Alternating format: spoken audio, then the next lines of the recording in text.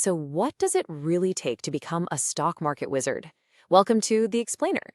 Today we're diving into the strategy of Mark Minervini, a trader who's somehow turned just a few $1,000s into an absolute fortune, all by following a very specific set of rules. Dropping out of school at 15, that's not exactly the typical backstory for a Wall Street legend, right? But that was Mark Minervini's reality. And it just goes to show you, a formal education has got nothing on a relentless passion and a rock-solid plan. So with no high school diploma, Minervini had to become completely self-taught. And for him, you see, the stock market wasn't some casino or just a game for rich people. No, it was the ultimate path to financial freedom, and he was absolutely determined to master it. He started out with a really small amount of money, but his belief in what was possible was just huge. He completely rejected the idea that you needed some fancy degree or insider connections to win. He was convinced that huge returns, what he calls super performance, were possible for anyone, as long as you had the right mindset and a strategy you could use over and over again. But like pretty much every trader who's ever started, his first big lesson was a brutal one. He learned really quickly that the market has a very painful and very expensive way of teaching you exactly what not to do. So early on, a broker convinced him to buy this biotech stock, a supposed once-in-a-lifetime opportunity with a cure for AIDS. He bought the story, hook, line, and sinker, and then the stock just collapsed, taking his entire account down with it. That disaster taught him that hope is a terrible, terrible strategy. And a big ego, that's your biggest enemy. And that painful experience led him to this really critical distinction. He realized there are basically two kinds of people in the market. You've got your involuntary investors, the people who turn a bad trade into a long-term hold just hoping it'll come back. And then you have professionals. They accept they were wrong, they cut the loss, and they save their money for the next great idea. And it all boils down to this one simple truth. Your goal is not to be right, it's to make money. You've got to separate your ego from your trading. I mean, being wrong is just part of the game. You can't avoid it.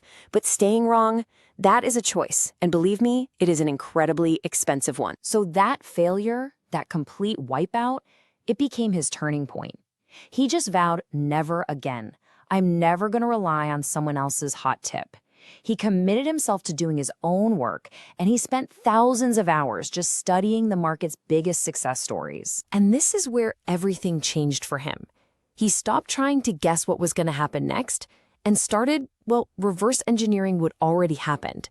He started digging into the biggest stock market winners in history, trying to find their shared DNA, those specific things they all had in common before they went on those legendary runs. His process became super systematic, almost like a forensic investigation.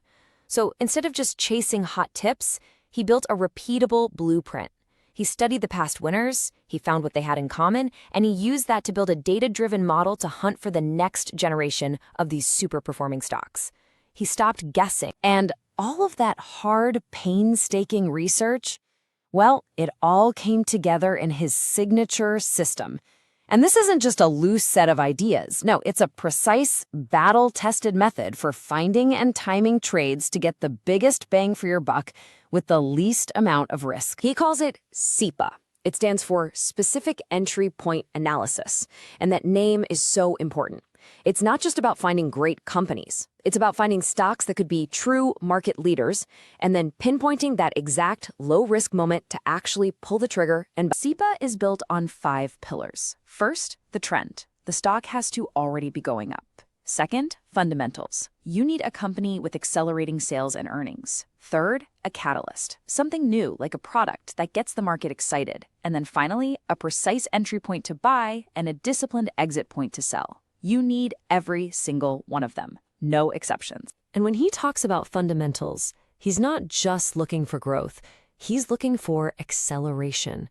He wants to see a company's earnings growth rate actually get stronger and stronger each quarter. Now that is a sign that something really special is happening. And this is the holy grail of his entire analysis. He calls it a code 33. That's when you find a company with at least 3 straight quarters of acceleration in earnings, in sales, and in profit margins, all at the same time. When you see that, you are looking at a company that is just absolutely firing on all cylinders. So, you're probably wondering, does this system actually work?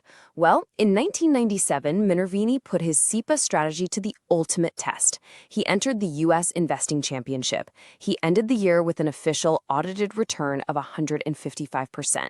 He nearly doubled his closest competitor. But remember, just finding a great company isn't enough. Your timing has to be perfect. Minvini compares a pro trader to a cheetah. It's the fastest animal, but it just waits, patiently, saving its energy until the moment of least resistance, when it knows it can succeed. Only then does it attack and commit its capital. And that brings us to the final, and you could argue the most critical piece of his whole strategy. Because being successful long-term isn't just about picking winners. It's about what you do when you're wrong. It all comes down to managing your risk. Okay, let me ask you a simple question that really gets to the brutal, unforgiving math of the stock market.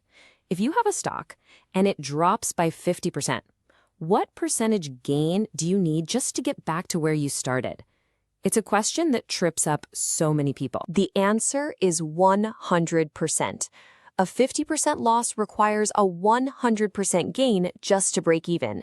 This is what's called the asymmetry of risk, and it is the simple mathematical reason why avoiding big losses is the single most important thing a trader can ever do.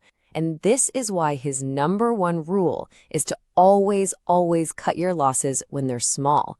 Never, ever let a small mistake turn into a catastrophic financial blow. Like he says, your first loss is your best loss because it's the cheapest one you'll ever take. At the end of the day, trading isn't about being perfect. It's about having a plan that gives you an edge and then having the discipline to follow that plan without making excuses.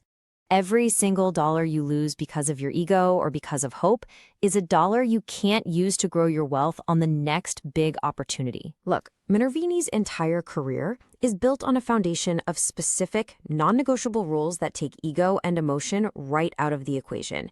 And that leaves us with one critical question we should all be thinking about. What are yours?